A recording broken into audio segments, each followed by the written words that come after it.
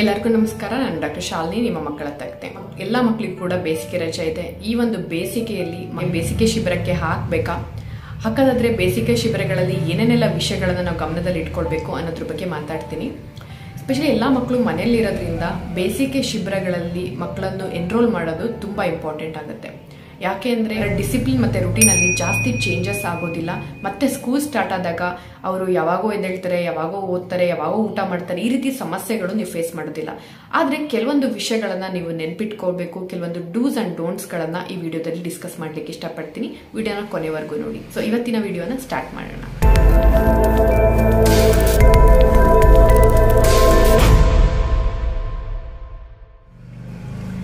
ಮೊದಲನೇದಾಗಿ ಬೇಸಿಗೆ ಶಿಬಿರಗಳು ಯಾವ ರೀತಿ ಇರಬೇಕು ಅನ್ನೋದ್ರ ಬಗ್ಗೆ ಮಾತಾಡ್ತೀನಿ. ಬೇಸಿಗೆ ಶಿಬಿರಗಳಲ್ಲಿ ಮಕ್ಕಳ ಓವರ್ ಆಲ್ ಎಲ್ಲ ಬೆಳವಣಿಗೆಗಳನ್ನು ಕೂಡ ಕಾನ್ಸಂಟ್ರೇಟ್ ಮಾಡುವಂತಹ ಶಿಬಿರಗಳನ್ನು ಆಯ್ಕೆ ಮಾಡ್ಕೊಳ್ಳಿ. ಸ್ಕೂಲ್ಗಳಿಗೆ ಮಕ್ಕಳು ಹೋಗ್ತಾನೆ ಇರ್ತಾರೆ, ಕಲಿತಾನೆ ಇರ್ತಾರೆ. ಸಬ್ಜೆಕ್ಟ್ಸ್ ಅಥವಾ ಏನು ಮಕ್ಕಳ ಒಂದು ಪಠ್ಯ ಪುಸ್ತಕದ ಜ್ಞಾನ ಅಂತೂ ಮಕ್ಕಳು ಅವರ ನಾರ್ಮಲ್ ಸ್ಕೂಲ್ಗಳಲ್ಲಿ ಕಲಿತಾನೆ ಇರ್ತಾರೆ.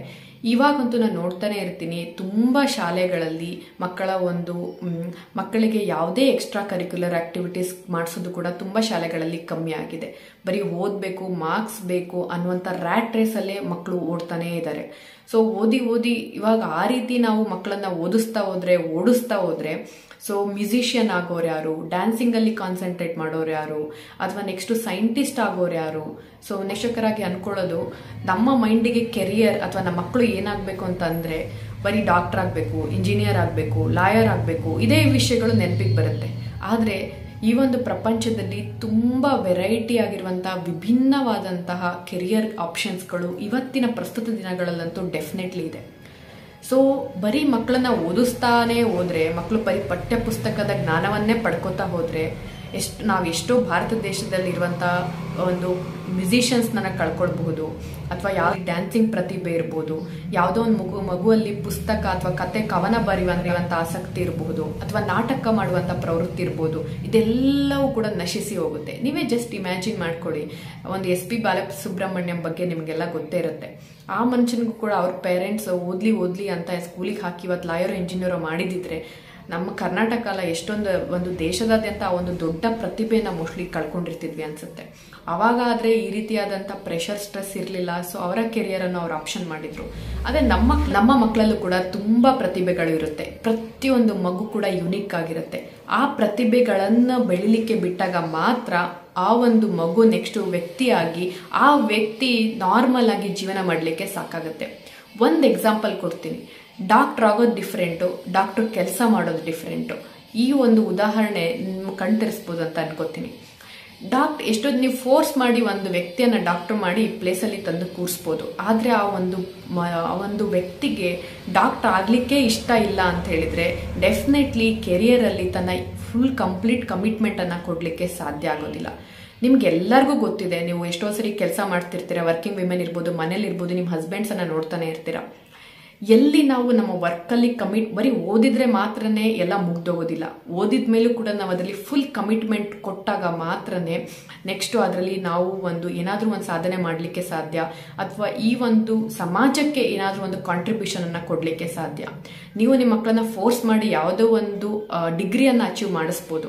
ಆದರೆ ಅದರ ಮುಂದೆ ಮಕ್ಕಳು ಏನೂ ಮಾಡಲಿಲ್ಲ ಅಂತ ಹೇಳಿದ್ರೆ ಅವರ ಜೀವನವನ್ನೇ ಕೂಡ ನಷ್ಟ ಆಗುತ್ತೆ. ಸೊ ಹಾಗಾಗಿ ಈ ಬೇಸಿಗೆ ಶಿಬಿರಗಳಲ್ಲಿ ಎಲ್ಲ ಕಲೆಗಳನ್ನು ಕಲಿಸುವಂತಹ ಶಿಬಿರಗಳಿದ್ರೆ ತುಂಬಾನೇ ಇಂಪಾರ್ಟೆಂಟ್ ಆಗಿರುತ್ತೆ. ಇದರಿಂದ ಮಕ್ಕಳ ಎಮೋಷನಲ್ ಕೋಶೆಂಟ್ ಡೆವಲಪ್ ಆಗುತ್ತೆ. ಸ್ಪಿರಿಚುಯಾಲಿಟಿ ಕೋಶೆಂಟ್ ಅಂದ್ರೆ ವ್ಯಕ್ತಿತ್ವ ವಿಕಸನ ಕೂಡ ಎಷ್ಟೊಂದು ಬೇಸಿಗೆ ಶಿಬಿರಗಳಲ್ಲಿ ಆಫರ್ ಮಾಡ್ತಾ ಇರ್ತಾರೆ. ಸೊ ಆ ಒಂದು ಬೇಸಿಗೆ ಶಿಬಿರಗಳನ್ನ ಸೆಲೆಕ್ಟ್ ಮಾಡ್ಕೊಳ್ಳಿ. ಕೆಲವೊಂದು ಬೇಸಿಗೆ ಶಿಬಿರಗಳಲ್ಲಿ ಬರೀ ಪಠ್ಯ ಪುಸ್ತಕ ಅಥವಾ ಮುಂದಿನ ವರ್ಷದ ಪಠ್ಯ ಪುಸ್ತಕಗಳನ್ನ ಹೇಳ್ಕೊಡ್ತಾ ಇರ್ತಾರೆ. ದಯವಿಟ್ಟು ಇಂತಹ ಶಿಬಿರಗಳನ್ನ ದಯವಿಟ್ಟು ಆಯ್ಕೆ ಮಾಡ್ಕೊಳಕ್ ಹೋಗ್ಬೇಡಿ. ಏನು ಯೂಸ್ ಆಗೋದಿಲ್ಲ. ಎಸ್ಪೆಷಲಿ ಮಕ್ಕಳು 4ನೇ ಕ್ಲಾಸ್, 5ನೇ ಕ್ಲಾಸ್, 6ನೇ ಕ್ಲಾಸ್ ಇದ್ದಾಗ ಅವರಿಗೆ ಬೇರೆ ಬೇರೆ ಕಲೆಗಳನ್ನ ಕಲಿಸಿ. ಅವ್ರು 10ನೇ ಕ್ಲಾಸಿಗೆ ಬಂದಾಗ, PUCಗೆ ಬಂದಾಗ ಅವರು ಓದೋದು ಇದ್ದಿದ್ದೆ. ಯಾರಿಗೆ ಗೊತ್ತು, ನಿಮ್ಮ ಮಗುವಲ್ಲಿ ಒಂದು ಬೆಸ್ಟ್ ಮ್ಯೂಸಿಷಿಯನ್ ಅಡಗಿರ್ಬೋದು, ಬೆಸ್ಟ್ ಡ್ಯಾನ್ಸರ್ ಅಡಗಿರ್ಬೋದು, ಅಥವಾ ಬೆಸ್ಟ್ ಯಾವುದೋ ಒಂದು ಬೆಸ್ಟ್ ಕಲೆ ಇರಬಹುದು. ಅದೆಲ್ಲವೂ ಕೂಡ ಹೊರ ತರಲಿಕ್ಕೆ ಈ ಒಂದು ಬೇಸಿಗೆ ಶಿಬಿರಗಳನ್ನು ಯೂಸ್ ಮಾಡ್ಕೊಳ್ಳಿ. ಅದ್ರ ಜೊತೆಗೆ ಒಂದು ಮಾರಲ್ ಎಜುಕೇಶನ್ ಕೂಡ ಫಾರ್ಮಲ್ ಸ್ಕೂಲ್ಸ್ಗಳಲ್ಲಿ ಆಲ್ಮೋಸ್ಟ್ ನಿಲ್ ಅಥವಾ ಝೀರೋ ಆಗಿದೆ. ಸೊ ಮಕ್ಕಳಿಗೆ ಫಾರ್ಮಲ್ ಎಜುಕೇಶನ್ ಕೂಡ ತುಂಬಾನೇ ಬೇಕಾಗುತ್ತೆ. ಸೊ ಹಾಗಾಗಿ ಒಂದು ಮಾರಲ್ ಎಜುಕೇಶನ್ ಕೂಡ ಯಾವುದಾದ್ರೂ ಶಿಬಿರಗಳು ಆಫರ್ ಮಾಡ್ತಾ ಇದ್ರೆ ಆ ರೀತಿಯಾದಂತಹ ಸಮ್ಮರ್ ಕ್ಯಾಂಪ್ಸ್ಗಳನ್ನು ಆಪ್ಷನ್ ಮಾಡ್ಕೊಳ್ಳಿ. ಅದ್ರ ಜೊತೆಗೆ ಕೆಲವೊಂದ್ಸರಿ ಮ್ಯಾಥ್ಸ್ ಟೆಕ್ನಿಕ್ಸ್ಗಳನ್ನು ಹೇಳ್ಕೊಡ್ತಾರೆ, ವೇದಿಕ್ ಮ್ಯಾಥ್ಸ್ಗಳನ್ನು ಹೇಳ್ಕೊಡ್ತಾರೆ. ಮತ್ತು ಈ ರೀತಿ ಸೊ ಹಾಗಾಗಿ ವಿವಿಧ ಕಲೆಗಳಿಗೆ ಮಕ್ಕಳು ಎಕ್ಸ್ಪೋಸ್ ಆಗುವಂತಹ ಶಿಬಿರಗಳನ್ನು ಆಯ್ಕೆ ಮಾಡ್ಕೊಳ್ಳಿ. ಮತ್ತು ಫಿಸಿಕಲ್ ಆಕ್ಟಿವಿಟಿ ಕೂಡ ಅದರಲ್ಲಿ ಇನ್ಕ್ಲೂಡ್ ಆಗಿರೋದು ತುಂಬ ಇಂಪಾರ್ಟೆಂಟ್ ಆಗಿರುತ್ತೆ. ಕೆಲವೊಂದು ಶಿಬಿರಗಳಲ್ಲಿ ಸ್ವಿಮ್ಮಿಂಗನ್ನು ಹೇಳ್ಕೊಡ್ತಾರೆ, ಕೆಲವೊಂದು ಶಿಬಿರಗಳಲ್ಲಿ ಬೇರೆ ಬೇರೆ ಆಟದ ತರಬೇತಿಗಳನ್ನು ಕೊಡ್ತಾರೆ, ಚೆಸ್ ತರಬೇತಿಗಳನ್ನು ಕೊಡ್ತಾರೆ. ಸೊ ಎಲ್ಲ ಪೋಷಕರಿಗೂ ಒಂದು ಅಡ್ವೈಸ್ ಕೊಡ್ಲಿಕ್ಕೆ ಇಷ್ಟಪಡ್ತೀನಿ, ಈ ಬೇಸಿಗೆ ಶಿಬಿರ ಮಾತ್ರ ವೇಸ್ಟ್ ಆಗಿ ಹೋಗ್ಲಿಕ್ಕೆ ಬಿಡಬೇಡಿ. ಪ್ರತಿಯೊಂದು ವರ್ಷದಲ್ಲೂ ಪ್ರತಿಯೊಂದು ದಿನದಲ್ಲೂ ಕೂಡ ಮಕ್ಕಳ ಬುದ್ಧಿ ತುಂಬ ಡೆವಲಪ್ ಆಗ್ತಾ ಇರುತ್ತೆ, ಮಕ್ಕಳ ಬುದ್ಧಿ ಬೆಳವಣಿಗೆ ಆಗ್ತಾ ಇರುತ್ತೆ. ಸೊ ಹಾಗಾಗಿ ಈ ಒಂದು ಬೇಸಿಗೆ ಶಿಬಿರಗಳನ್ನು ಮಕ್ಕಳ ಓವರಾಲ್ ಡೆವಲಪ್ಮೆಂಟಿಗೆ ಯೂಸ್ ಮಾಡ್ಕೊಳ್ಳಿ. ಸೊ ಪಠ್ಯ ಪುಸ್ತಕದ ಜ್ಞಾನಕ್ಕೆ ಮಕ್ಕಳನ್ನು ಒಂದು ರ್ಯಾಟ್ ರೇಸಿಗೆ ಮಾತ್ರ ದಯವಿಟ್ಟು ನಿಮ್ಮ ಮಕ್ಕಳನ್ನು ಬಿಡಬೇಡಿ. ಮುಂಬರುವಂತಹ ವಿಡಿಯೋಗಳಲ್ಲಿ ಮತ್ತಷ್ಟು ಕ್ಲಿಯರ್ ಆಗಿ ಮಾತಾಡಲಿಕ್ಕೆ ಇಷ್ಟಪಡ್ತೀನಿ. Thanks for watching. ಹ್ಯಾಪಿ